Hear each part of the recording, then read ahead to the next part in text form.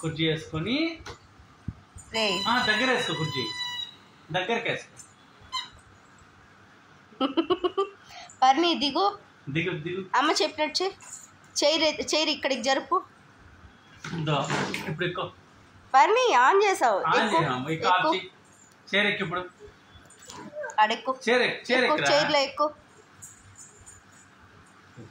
నిలబడు, ఆ పక్క తిరుగు. అన్నీ ఆఫ్ చేయి, స్విచ్లన్నీ. ఇంకా ఆఫ్ చేయి. ఏయ్ మళ్ళీ వేయకూడదు, ఆఫ్ చేయి. పక్కనమా అన్నీ ఆఫ్ చేయి. అన్నీ నొక్కే ఒకసారి.